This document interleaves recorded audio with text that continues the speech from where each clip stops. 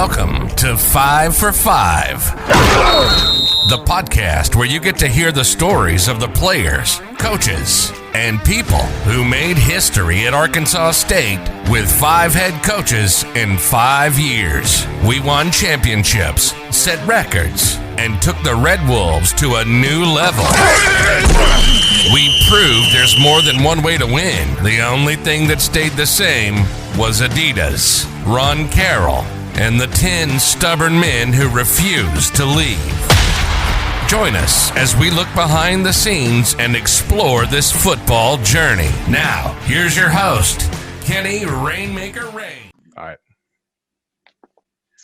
Hi, I'm your host, Kenny Rainmaker Rains, and today with me is the stud, the GOAT, the living legend, Ryan Aplin, 2-time Sun Belt Conference Player of the Year.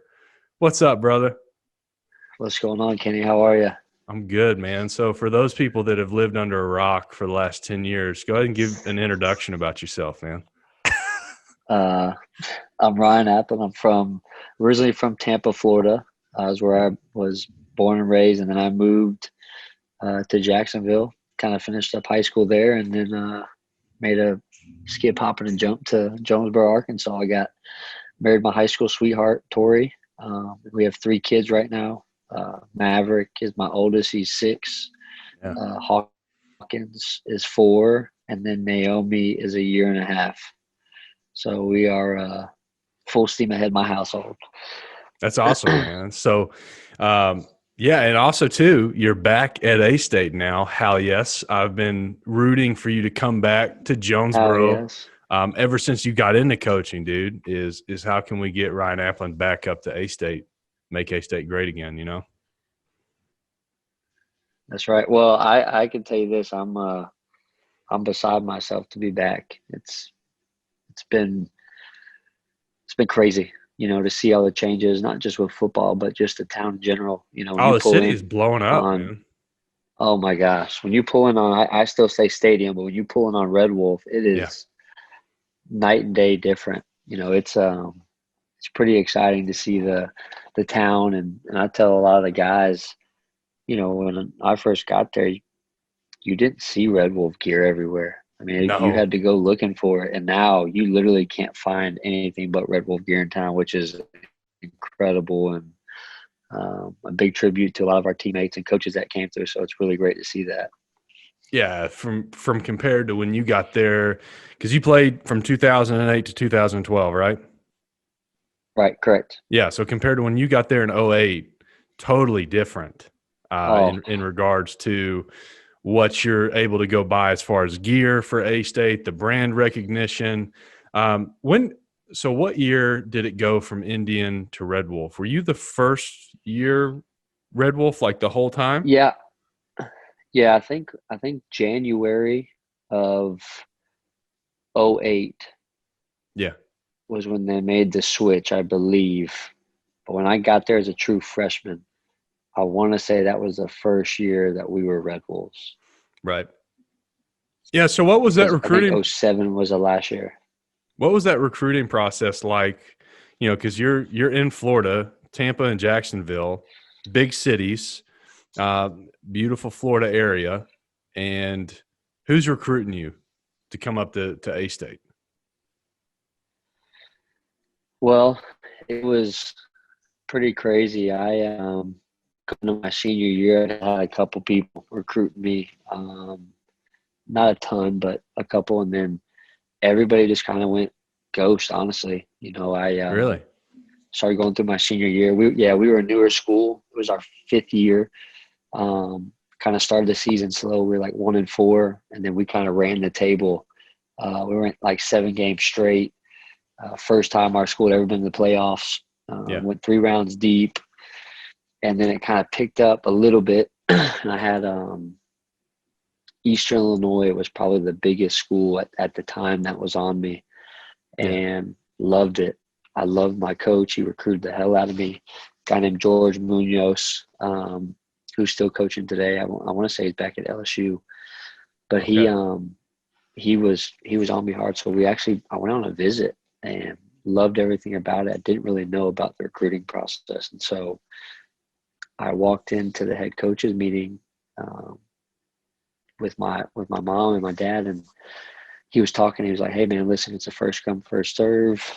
You know, it's on the table for you. We got an in-state kid coming in next week. You know, you have the ability to commit right now if you want it, but you know, if he commits before you do, whoever commits first is going to get it." You know, I thought if you committed, that's it. Yeah. And so I want to talk to my family and stuff about it first, and I didn't want to do that because I didn't know. Mm-hmm. So we just we went home, and I talked to my coach Monday morning, and he's like, "Dude, commit. Like if you loved it, commit if something happens or whatever." And so I'm going to call him that night or that after school that day. I'm telling my friends I'm really excited.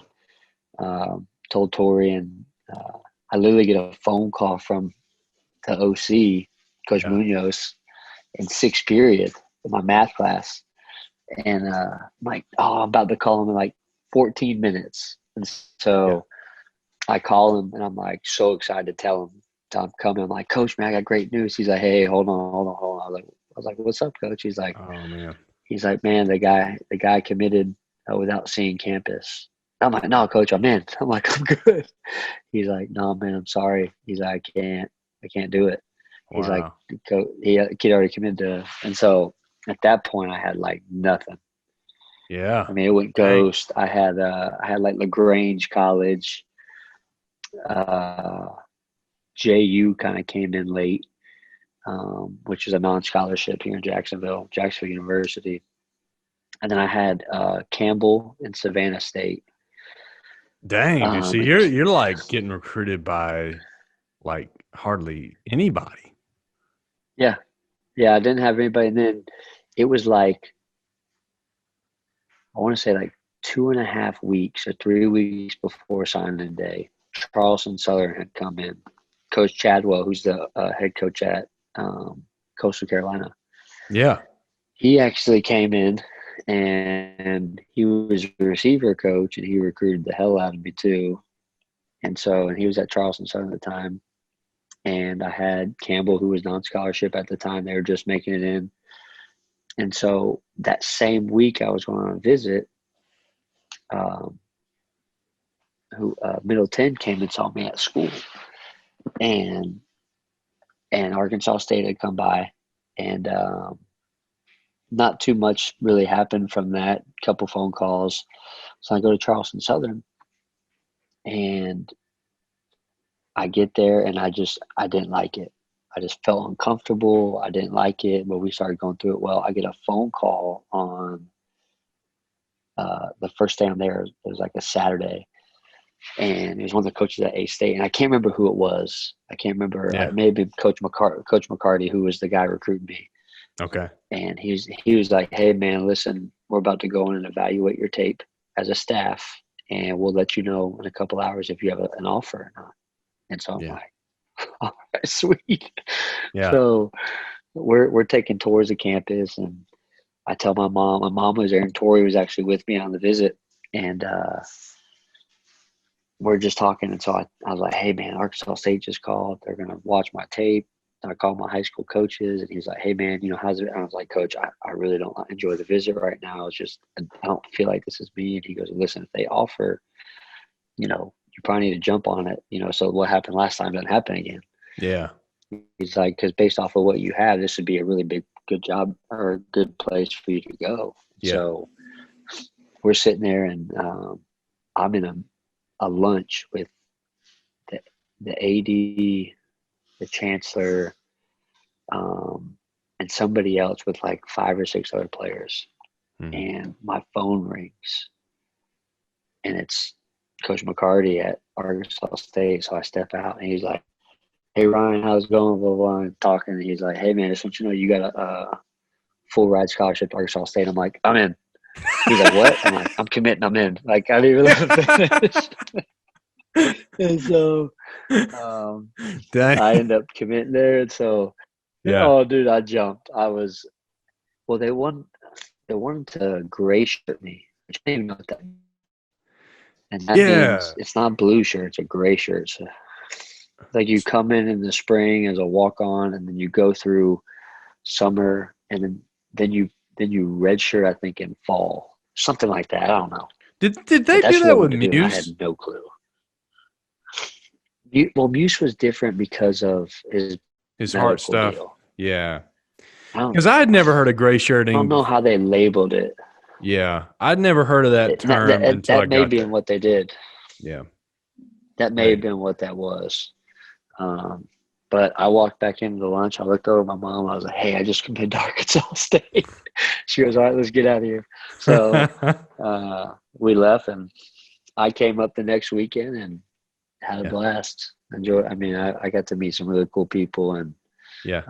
I drove in at night, so I really didn't get to see the drive from Memphis to Jonesboro on That's Highway okay. I'm 63. sure you got plenty of mosquitoes anyway. I mean, you probably had to turn the windshield wipers on just to get Oh there. yeah.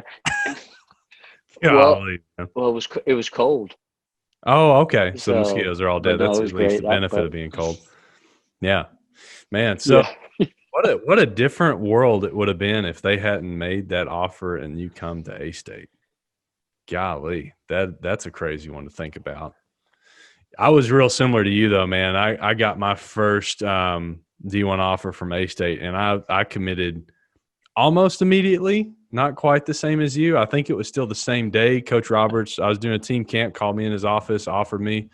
I was like one of the first 10 they offered that year, and I was the first one to commit. I mean, I committed several months before anybody else even joined me, dude. But I just say I ain't losing this thing, man. That's right. I think I may have been one of the last ones to commit. Yeah, So I don't know how many spots were left. But yeah, I was like, I'm coming.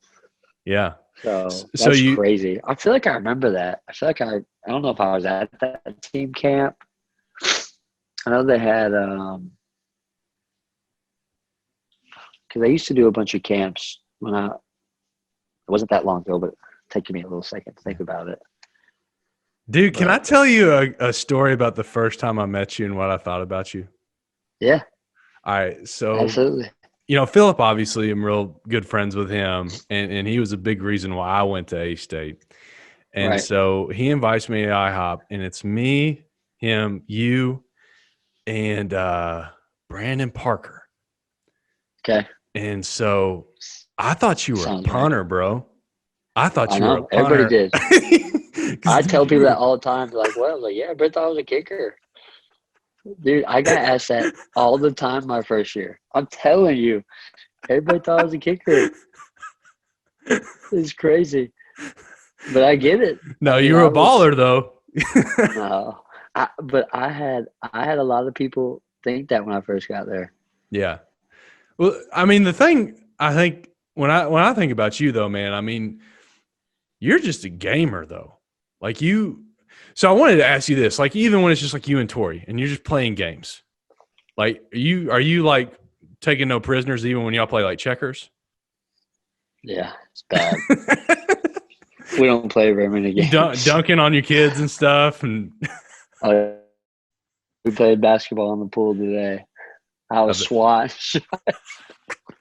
I love to get some though, but yeah, I don't like to lose. I hate losing. You are extremely competitive. Extremely competitive. So then, yeah.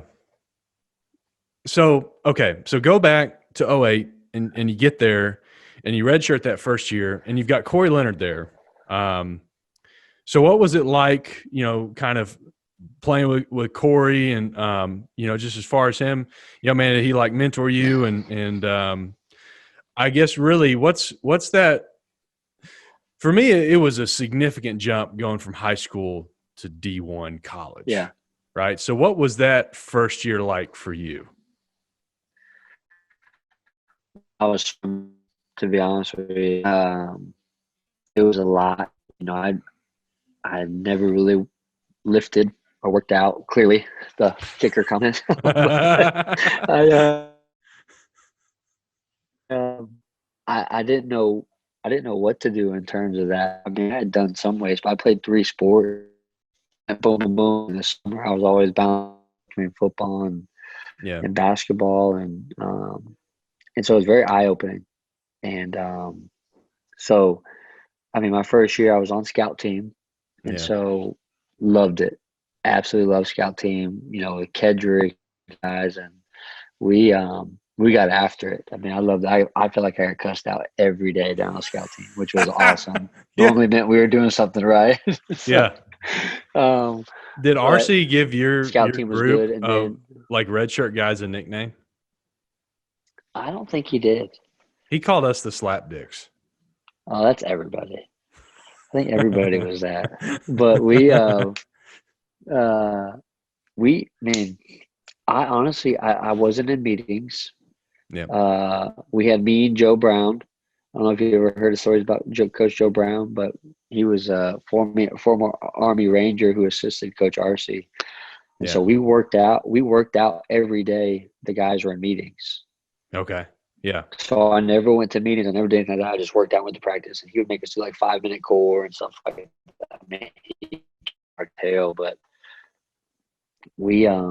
I didn't really get a bunch of interaction with Corey and those guys unless I traveled, which I traveled to the big games, but I didn't travel to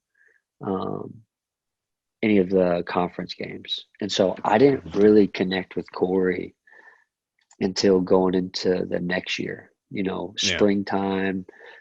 Corey kind of thought the same thing. He thought I was a kicker when I first got there, because nobody knew. Yeah. I mean, I wasn't. I mean, it's so, but Corey and I became really close. I mean, he was a big mentor for me. He kind of took me under his wing that next year after spring, and we hung out all fall camp. He helped me with the playbook. I mean, he was a lot of help for me because that offense that we ran was really complex, and I wasn't used to that. It was more pro style. It was under center. Some of the West Coast terminology. I mean, it was very extensive, and I was not used to that coming from high school. But it was interesting. Kind of a funny backstory.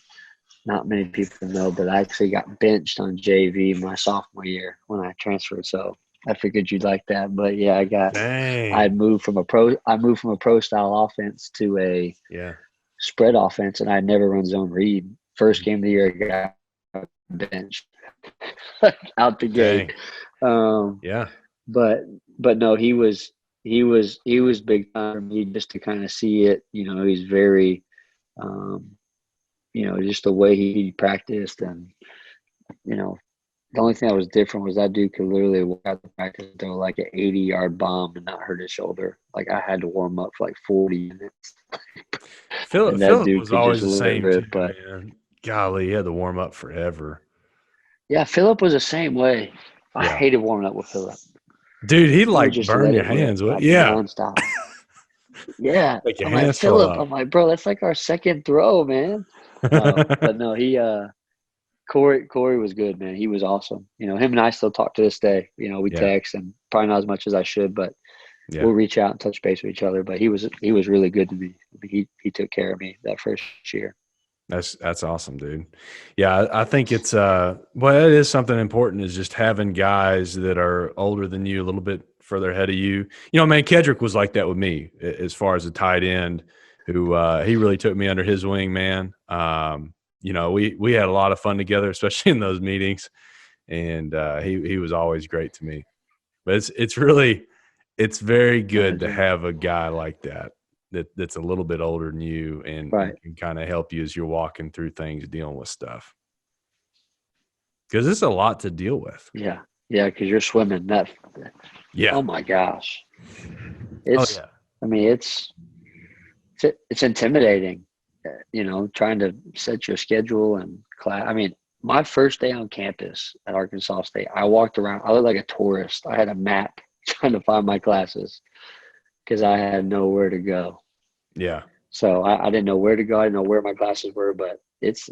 I mean, you're exactly right. It's hard if you don't have guys to help you out and take you under their wing and show you the ropes and kind of give you a heads up on things. It's hard to maneuver and really structure out your days. Yeah. Yeah. Did you have a big adjustment jumping from like high school just to college classes? How was that? What'd you major in? I did. Well, I started with business, which was not it for me. And then I ended up moving to exercise science. Once I had my surgery, I was really fascinated with the body and things like that. And I wanted to learn everything about my shoulder. And so I went exercise science. Yeah. I thought about doing some sort of PT, physical therapy, quarterback training when I got done playing. But that's why I ended up going that route. Yeah. Yeah. Well, so man, did you have your welcome to college football moment that first year? At what point, what's the story when you had that, like, okay, it's different? I fumbled 2 snaps my first fall camp, and I don't think I've ever taken a harder chewing than that. Who gave the chewing? The first one was Coach Roberts. The second one was Coach Roos. Oh man, dude, Coach Roberts got me once Oh, too. I'm sorry. I fumbled the snap, and then I threw a pick. Yeah, That's what happened two to MD turnovers Jennings in a row. I mean, Yeah, dude, bad. that's MD Jennings, though. Golly, it's Yeah, I know. dude. Think about, let's see, in 08, then you're on scout team. You've got Alex Bro. Carrington, MD Jennings, Demario Davis, Kelsey McRae. Was Don Jones too? No, Don Is Don not there yet? No, Don was there, but Don he played offense when he first got there. He was a running back. For real? Don Jones? Don Jones, DJ. He I didn't was. know he was a running back. Yeah. God, that dude. He played a couple snaps at running back. Yeah. He was unbelievable. Freak But him, athlete. you had who else? You had Javon McKinnon. Yeah, he You was had good too. you don't remember this guy, but Freak was over there. Freak was a DB. He was unbelievable. Stock talked about Freak when we did his podcast. Like, he said Freak Dude. literally knocked him down with one hand. Dude, Freak was unbelievable. You had Day Walker over there. Yeah. Who am I missing? There's a ton of guys. Hardy, Brian Hall. Yeah. I mean, I forgot about Brian Hall. Absolutely. Yeah, I mean, that's at least 6 guys who Evan went to the Van Dola NFL and was played in the NFL. Yeah. They were unbelievable. They were super talented. Yeah. But boy, that's definitely got to help you whenever you're, I always think about that first red shirt year is that year when you're really like sharpening the sword, you're honing your craft. And what a difference it makes when you're going against talent like that, though. That prepares you whenever you're moving on and you're playing against scout team, and then eventually you're playing in games, and it's like, oh, this is easier than practice. Yeah, that was the greatest thing for me. Was going down there every day on the scout team and going against them. I mean, it was incredible. Yeah. Oh yeah, dude. So, it helped me a ton really too. good. It's and I think too, I think it's kind of looked down upon redshirting, but I mean, boy, very few people come to D1 ready to play as a true freshman. I mean, you had one, Bryce Giddens. All right, sorry about that brief interruption. We're dealing with some backwoods Florida internet connections here. It's all kids. So that part too. So anyway, we're talking about the difficulty of coming in and playing right away as a true freshman. And the name that pops into my mind is Bryce Man Bear Pig Giddens, who started as a true freshman at center. And man, what'd you think about old Bryce? He is still to this day one of my all-time favorite people. Isn't he just awesome, man? He's a great guy. I just like looking at him. He cracks me up.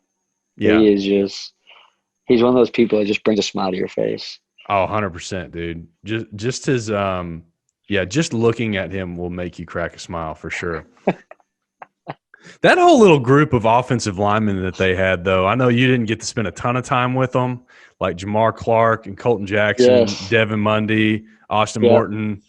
Dude, that whole gang, man, they were hilarious my junior and senior year in 13 and 14. Dude, funny story about Colton Jackson, which he was like super skinny, obviously in 2012 when he showed up when you were there. But quiet. Real quiet. He became a man, dude, a stud. Anyway, he was super creative, and so he would do these stories. Okay, he would write stories about different players every week and like what they would be in the future. And I've got to get Devin Mundy on and Colton to talk about this. But one time, we're flying to one of the games, and Colton had written this story about Devin Mundy and what his future held for him. And here was the story. Bouncer. Oh, no, dude, better than that. Devin Mundy was going to go and open up a strip club called Double D's.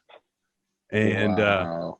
and now he is a bouncer in Nashville. So he's on his way, dude. He's on his way to fulfilling the prophecy of Colton Jackson. I actually saw Devin a few weeks back when I was in Nashville. Yeah? Yeah, we connected and we saw. I was like, that's Devin. I'm like, what the? So I walked over and we talked for a while, but he was doing great. He looks great. I just had a birthday. He's lost a lot of weight. He just had a birthday. Yeah. I'll have to figure out, like, I'm going to have to write up some rap song when I have him and like Josh Jarbo, try to drop some bars, Jarbo could do it now. I know. I'm going to challenge him to a rap battle for real. You need to get Jarbo on. Dude, he said he'd come. I can't. This is funny. So I play with over like 250 different guys, and I'm talking to my wife like right before I start all this, and I'm like, "Honey, out of everybody I played for, who do you want to hear from the most? Who do you think she said out of everybody? Out of everybody? Out of everybody. Bear Pig? No, dude. Josh Jarbo.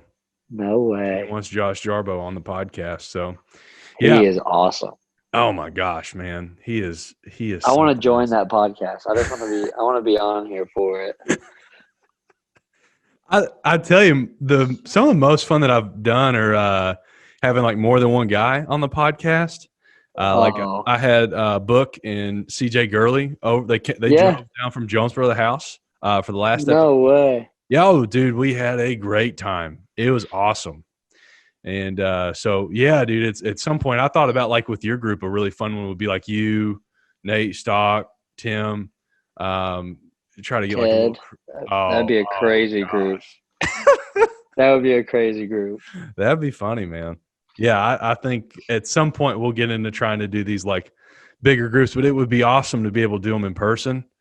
It'd be incredible. Oh yeah, dude. I don't know. We may have to figure out something with tailgates, but now you're going to be freaking coaching, so that's going to be next to impossible. Yeah, I know. Gosh, you actually work. We do like one-handed curls whenever we're watching. Yeah, right.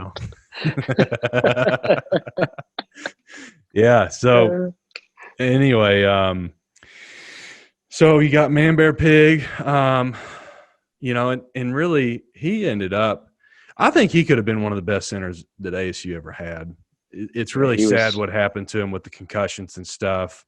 But that's another tough part with football is just because you start out hot doesn't mean that you're going to be that way your whole career. And same thing if you start out on scout team, that doesn't mean that's where you have to stay. So, right.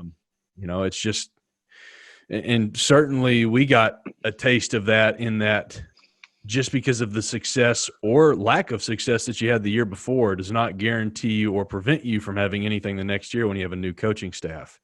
Right. So – when did you really start to play and compete for starting quarterback?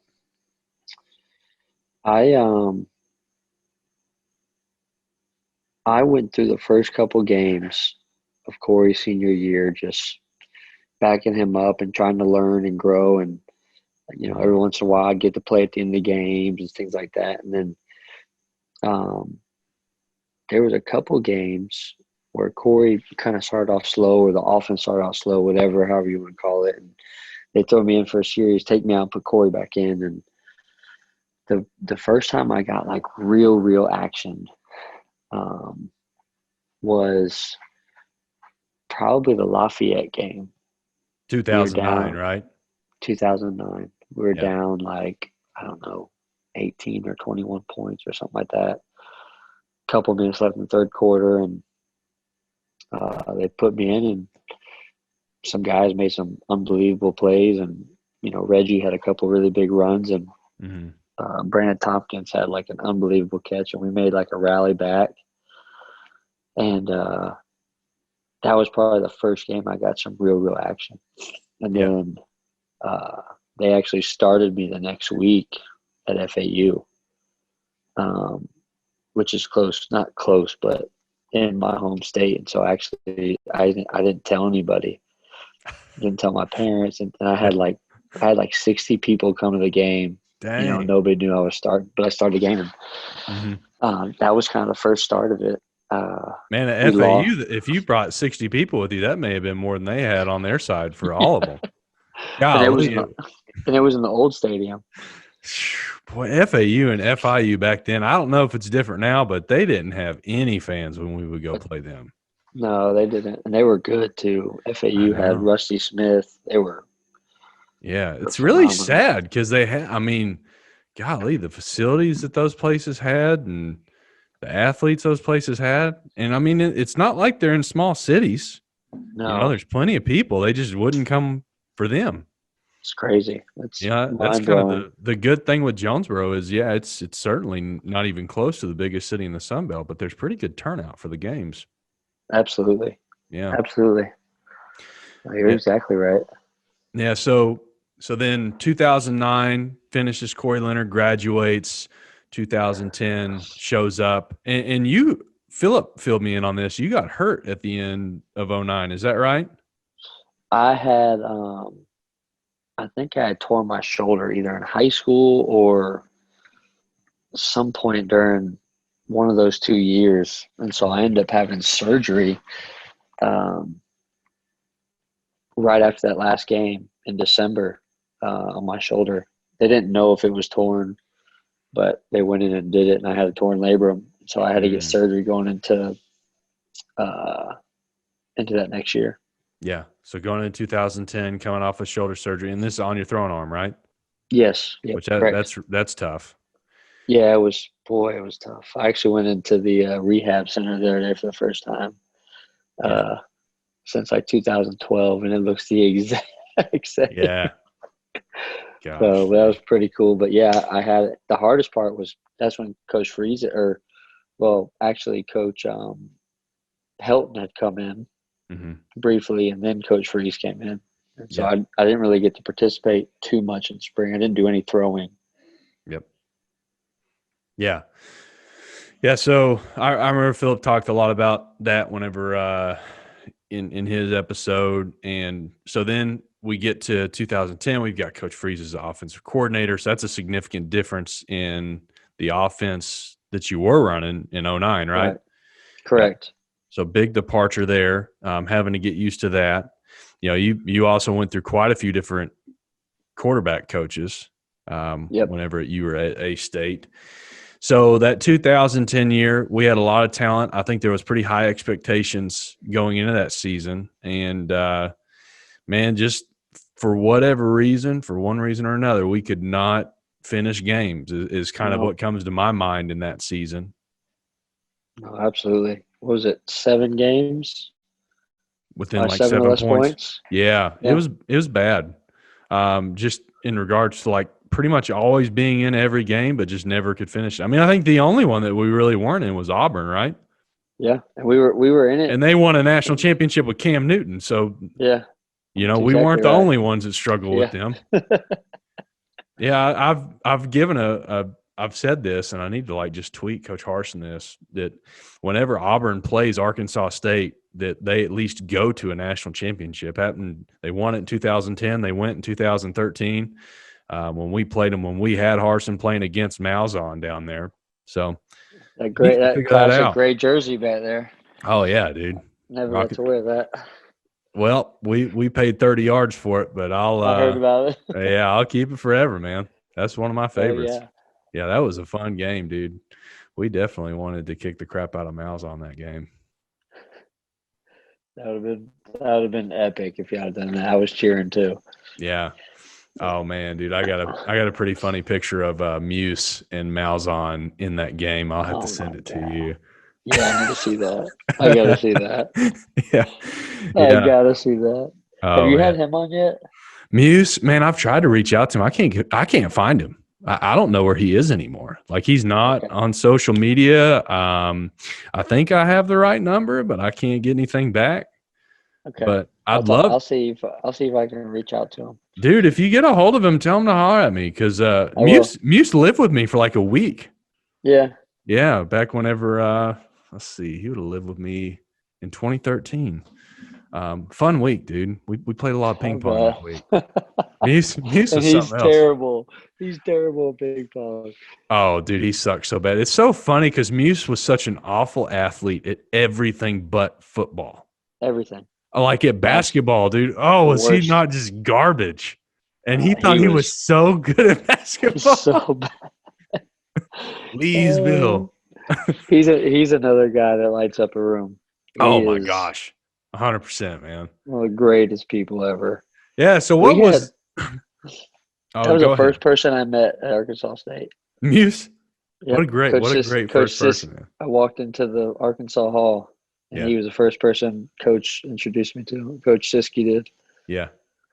Golly. So what was that like, having to balance all of those personalities for trying to use the best term that I can that you had in those receiver rooms those years? You know, guys like Muse and Stock and Wayne Frampton and Josh Jarbo and Brandon Tompkins. And I mean, you had the years you were there had some fantastic wide receivers, which certainly helped you out, and you helped them out. But you know, it was a lot to handle. So how did you deal with that, especially in 2011 and 2012? I think that was, at least when I was there, that was certainly the most. Those are some interesting rooms, man. No, they were talented too, man. They were, and I think the one thing that was great was they were all willing to work. And that's what made it easy. You know, you really didn't have guys that were not willing to put the time in. I mean, you remember how Framp was. Framp literally would not leave the field house. Another level. You know, and so just guys wanting to get extra work. And that's what, you know, and you almost kind of like the fact, you know, Framp and especially even Jarbo would always be like, man, I'm open.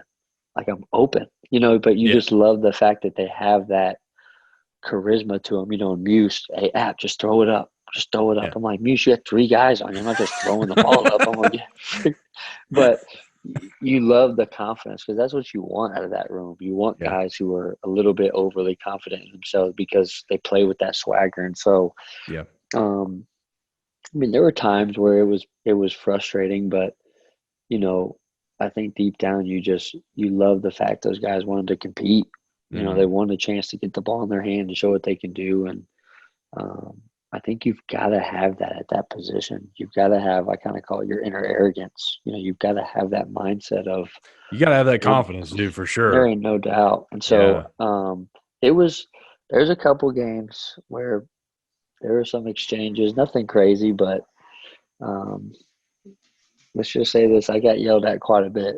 You know, one guy was getting it, the other guy wasn't, or. No, dude, that was hard. Really was tough for you to spread the ball around to all those guys such that they felt like, you know, because I mean that also is part of being really a top-notch receiver is you want the ball. Yeah. You know, you want the ball in your hands because you're a game changer. I mean, you know, J.D. McKissick was the same way. I don't ever remember J.D. like having problems when he didn't, but you know, even like with that gray jersey, the Auburn game, you know, it's like I had I kind of got close to the amount of receiving yards that JD had that game, and we didn't do too well. Like, we did a whole lot better if you threw it to JD and I went and blocked, and I knew that, you know. And I did learn under you, and this is kind of a funny story between me and you. So going into that Oregon game in 2012, and I know we're kind of jumping ahead here, but you talk about that confidence, and that was something that in 2012, you know, that I was really wrestling and trying to figure out. Because in 2012, you know, like physically, man, I busted my butt that 2011 offseason, you know, man, and would work a lot extra with you. A quick mini funny story. I remember doing bleachers with you and a couple other guys, and it was kind of like a rainy day, and I ate it on the bleachers, dude. Busted my face on them. And you ran over and grabbed me, and you're like, "Hey, dude, you all right?" I'm like, "Man, fuck, I'm going inside." That's it. So you wore a lot of cutoffs. I feel like I remember that summer. Yeah. Dude, I was starting to get some pretty good looking guns. I was down to like 7% body fat. Yeah, I was feeling pretty good about myself, but The other odd thing was just like I didn't have a whole lot of confidence, specifically like receiving wise too. Even though I had good hands, it was like almost having this mentality of like, man, dude, crap, I hope he doesn't throw it to me, versus having that mentality like, hell yeah, I want the ball. Right. And so specifically, I remember somehow I had ended up beating Kedrick for the starting job going into Oregon. And so, and at the time too, I was looking around because I was like the only sophomore that was starting. And we're doing warm-ups for that Oregon game. And I don't even remember what the plays were, but I ran like 2 corner routes in a row, and you threw them both to me and literally hit me in the chest. Okay. And I dropped both of them. And Malzahn just goes, 87's crapping his pants. Get this guy out of here. Get him out of here. It sounds just like it. So, no, it was because physically that was probably the best shape I was in. And then my liver issues happened. And Right. I come back in 2013 and physically I'm nowhere close to what I was in 13 and 14 as to what I was in 12. But I was a much better football player because mentally I made that connection and that switch to, Right. oh man, I want the ball. I want to be in the play. Like like you're yearning for the moment versus being afraid of the moment. I think is probably the best way I'd sum it up. Yeah. And I think it's that's the hardest thing to judge when you're recruiting somebody. Yeah. And that's something that you want to find. And, it's one thing you try to, because you can't really teach somebody to do that. It's just got to happen. But they've got to be willing to want to make that happen. And I think, like you said, I think that's why there was such a good run here was we had so many guys like that. Some were vocal, some weren't. Some worked their tails off, some did extra. But we had so many guys who just could thrive in uncomfortable situations because of their mindset. And today it's hard. It's hard to find guys that can flip that switch on, when they get between the white lines and things like that. So that's why I kind of talked about that inner arrogance. You want a guy with that little bit of swagger. You may not see it from the outside. Like I would never, talking to you ever think that you had that. But when you got between the white lines and you watch you block and the way you approach the field, the way you took the line, like you knew you had some in there that there was that flip, like you said, it switched when you got your hand in the dirt or you saw you had a 7-cut versus man coverage or whatever it was. But, that's what you want. Yeah, you definitely – I think as a coach, though, you can reveal that. I think the best thing you can do as a coach is you put a kid in as many stressful situations as you can, and I think you can at least see if they've got it or not. And I'm kind of with you. Can you instill that in somebody? I bet you probably could, but I think it's – because I know I certainly gained it. I got it from somewhere. Yeah. Because I certainly didn't have it at first. I was just pretty nervous when I was in a situation. I always was comfortable blocking, but I literally played offensive line till I was in 11th grade. Right. So I kind of grew up in that. Never had an issue with that, and it was uncomfortable in the receiver portion, and had to really just get comfortable with it by doing a lot. And maybe that helps, but I think just making guys compete, and some people, certainly like yourself, dude, when I think about competitors that I played with, you're probably the biggest competitor. You hated losing. I mean, even in those summer 7-on-7s, you would get so pissed if we would be having a bad day. I mean, you were even a coach back then, and that made a huge difference, because that rubbed off on all of us. And even really stayed there after you left, into 2013 and 14. Yeah, I don't like losing. It's probably I tell people sometimes I feel like I hate losing more than I like winning, Yeah. And I think that's, I don't know, it's kind of just how I've always been as a kid even, but I don't know. It's that feeling. That feeling doesn't go away. Those 4 and 8 years always stuck with me. That feeling of walking off the field and, knowing there's more. You could have done more. You could have. I think that's a good question I have. So what what sticks to you more? Do the 2 4-8 seasons stick to you more, or do the 2 10-3 seasons stick to you more? No, the 10-3 seasons for sure. Yeah, those are pretty good. Well, I But the think 4-8 ones make you appreciate it, though, don't they? No, they do, because it was, I think you really appreciate the switch. And I think the switch was those summers. Mm-hmm. In my opinion, we got really close as a team, and we did a lot of events together, going out to Craighead Forest and cooking out, and yeah, playing games in 2011, and just being in a cafeteria with 40 guys deep. I think that was one thing that we just was different, man. We all got along, and we kind of made that decision that summer, and there was never any bickering or people point fingers. Like, everybody worked. That's what was we didn't have fights. We didn't have, things like that. Like, when we stepped in, we got after it. But yeah, those 10-3 seasons, man, they were incredible. Those were special. Yes, really special. Let's talk about some of the differences, though. Because you go 10-3 under Freeze, 10-3 under Malzahn, but significantly different. I mean, I think those two guys are about 180 from each other. Oh, not even close. Yeah. What do you think? Because also, too, what I think's pretty unique about you is you got to coach underneath those guys after you played too. Yeah. So let's look at it from a player's perspective first, because also too, I think you were certainly a golden child under both coaches. You were a favorite, right? I was not. No, I was definitely not a favorite. Bull crap! Dude, get out of here with that. Yeah, you were. Did your two-time Sun Belt Player of the Year? Don't. That doesn't make me a favorite. Okay. All right. 16. Yeah, I'm sure. So here's the real question. How long did it take Coach Malzahn to learn your name? Did he ever call you by your name, like even in private, or was it always 16? He called me 16. He called me old quarterback a couple times, but no, he called me App. He called me App most of the time he was there. That was more early stages. Yeah. Most time it was App. But yeah, he called me old quarterback one time in quarterback meeting. It threw me off. I didn't know who he was old quarterback, looking around. Yeah. He's like, hey, old quarterback. Yeah. I'm like, what? But no, very different. I think, really, really different. And from top to bottom, most people don't know, but in my opinion, I thought their offenses were completely different.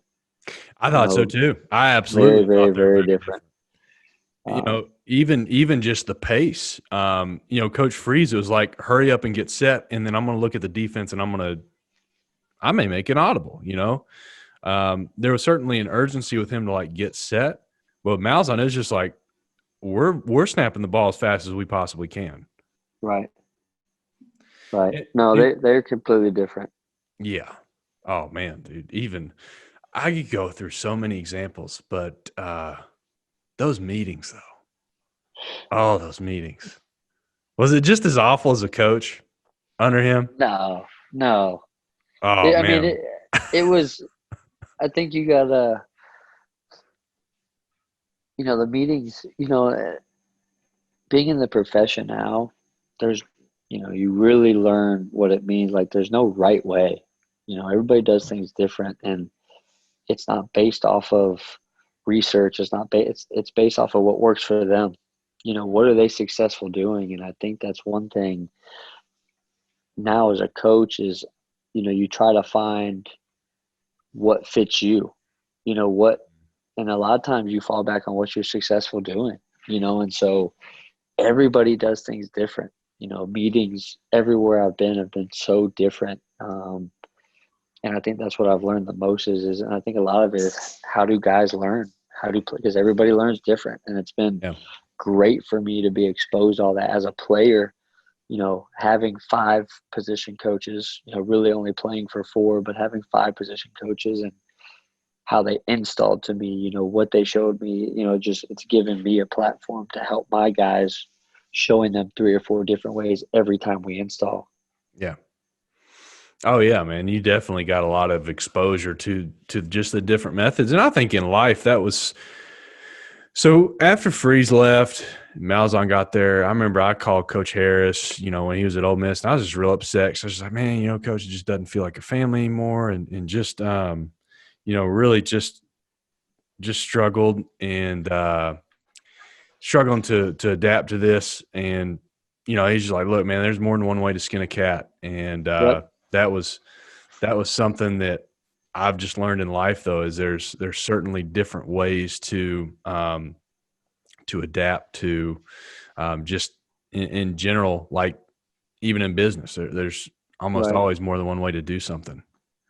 No, you're exactly right. I think that's the key. I think you try to instill in these young men is, hey, at the end of the day, you may have to work for somebody that you may not exactly agree with or get along with, but are you gonna let that stopping you from making money?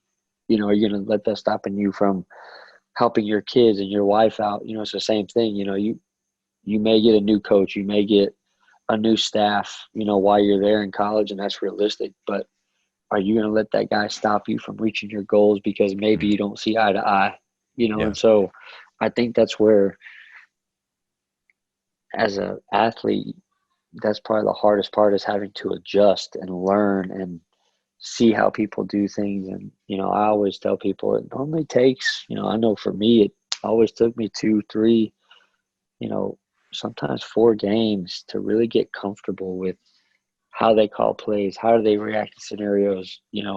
If we're down, what are we doing? If we hit a big play, what's next? If the defense gets a turnover, what's next? And so there's so many little adjustments that we as players and even as coaches, you have to, it's like children, emotions and, adversity, how do kids react and what's the best way to push them towards that? How some of our teammates were, some were, if you yelled at them and screamed at them, they loved it. Yeah. Some guys folded, some guys needed positive reinforcement. So I think it's, I think just going through, and like you kind of touched on, but those guys were so different in the way they motivated guys and the way they pushed people and their, the way they laid out their details and their expectations. And I think that, not that either one was right or wrong, it's just it's how they were successful, and it's where they are today and why we were so great. Oh no, I think you look at specifically like both of those two guys. They're very successful. I learned a lot, man. I learned stuff from all of them. Yeah. All the 5 coaches that I had and different position coaches, and man, you can learn to emulate. You can learn to do things that you like. You can also learn not to do it. Like, oh man, okay, that's a way to do it. I'm not a fan of that, but regardless, I think if you've got enough humility you can learn from anybody. Absolutely. So, yeah. And that's, there definitely been a lot of life lessons that I continue to use even today as an engineer. So, man, what were some moments that really stuck out in your mind in either one of those seasons in 2011, 2012, on the field, off the field? Yeah.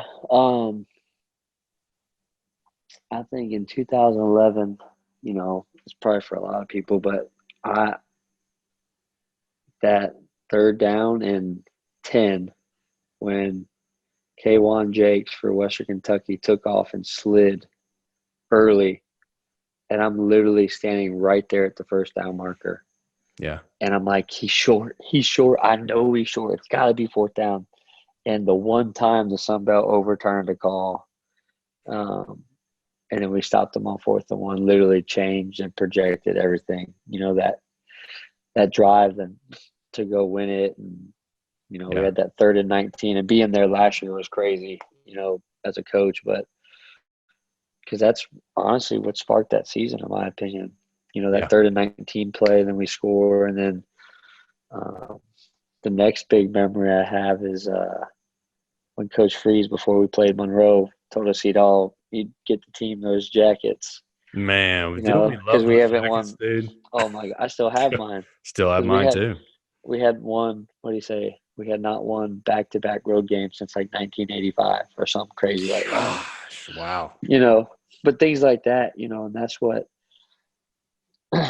That's when that year, and even my sophomore year, but I started finding myself like trying to learn more about the history and the other players before me. And I got a chance going into my senior summer to go train with Cleo Lemon. Yeah. He was living in Florida, got some great wisdom from him and still text with him.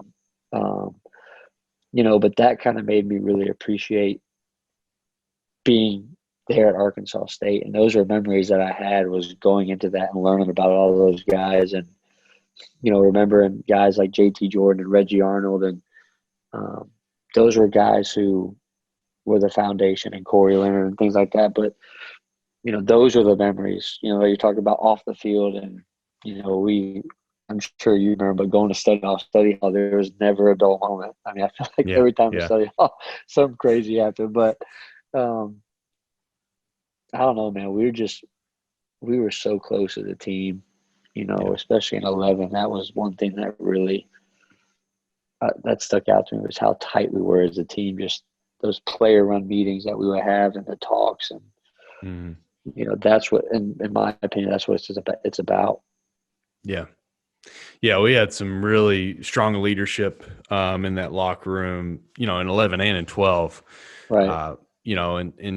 I think of, like, remember specifically with Coach Freeze, he had that whole who will be the two. And in my mind back then, see if you agree, I thought it was DeMar Davis and Tom Castelaw, Absolutely. who were really those two guys.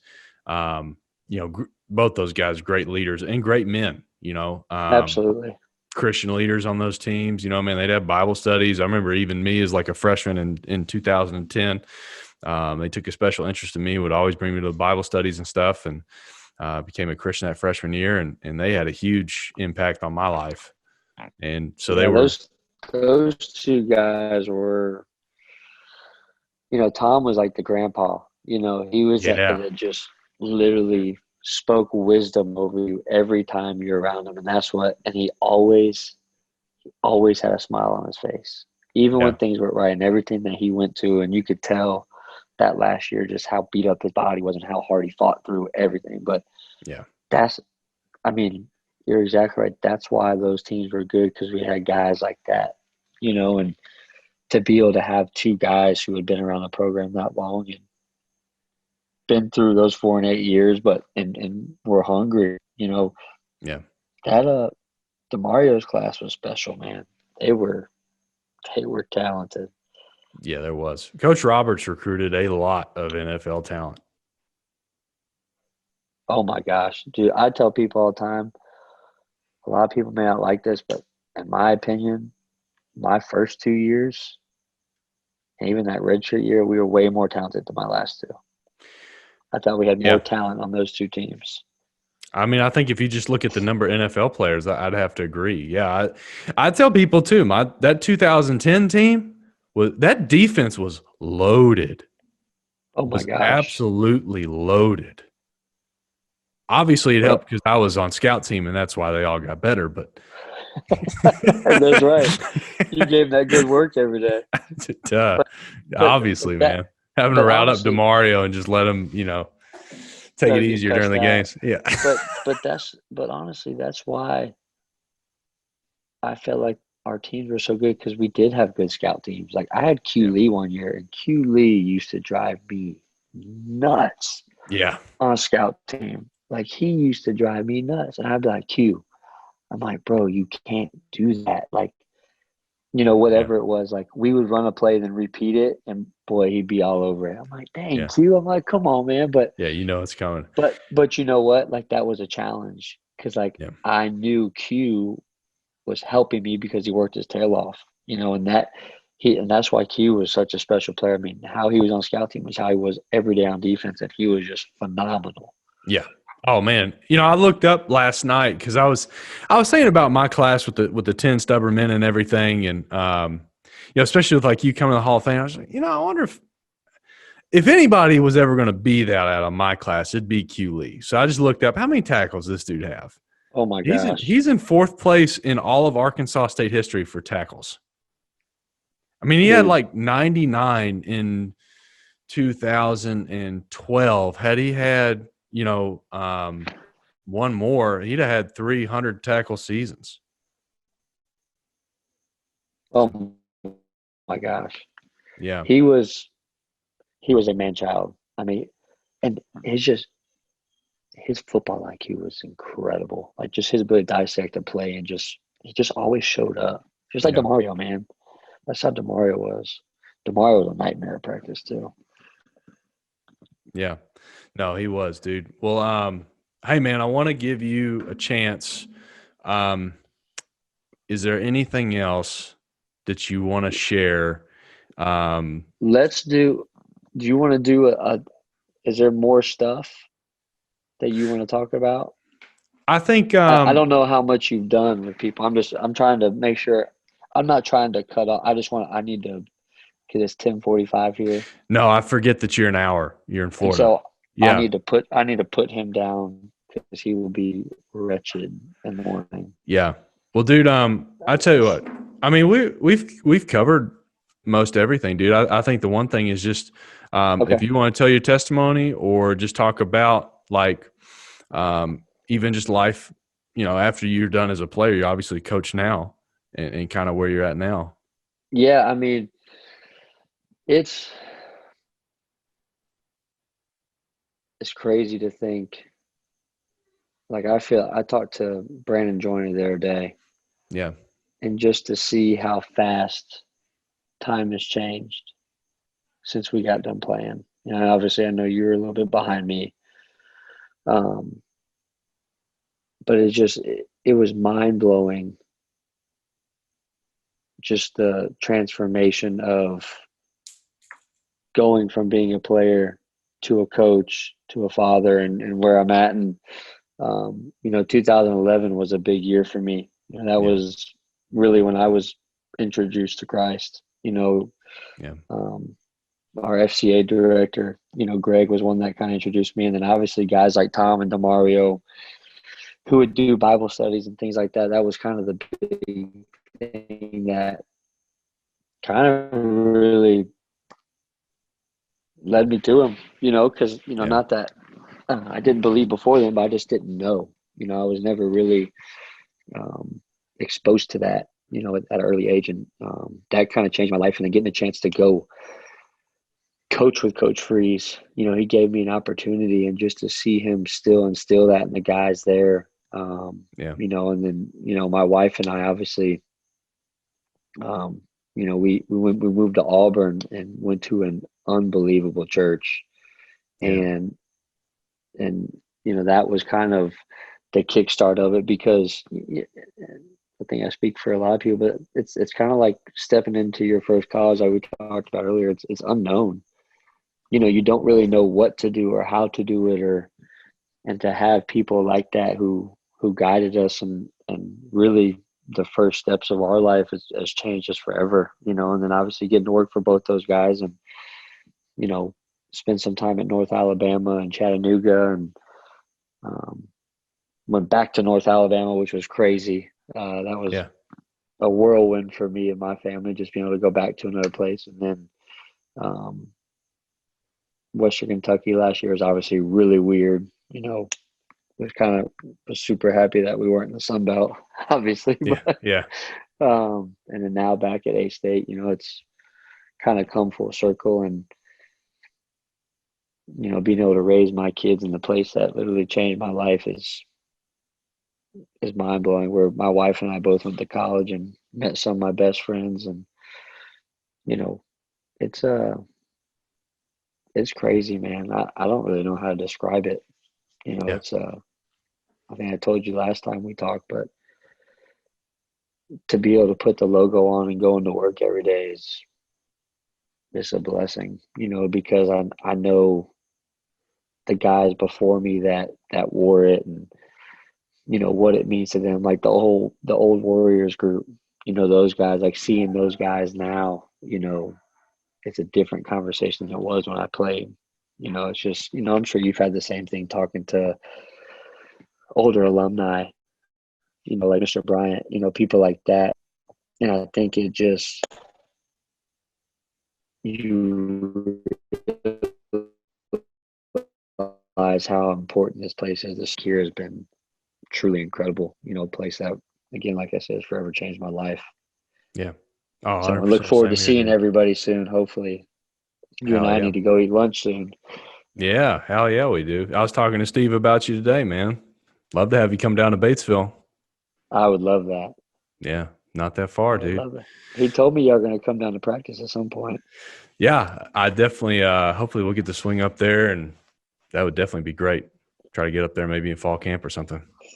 Maybe we can get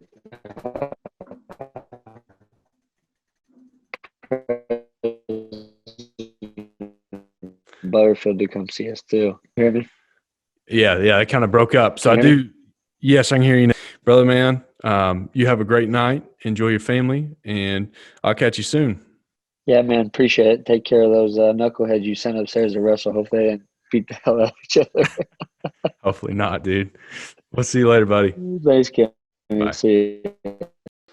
For exclusive access to The Vault, packed with behind-the-scenes highlights, video, and pictures, check out 5for5journey.com.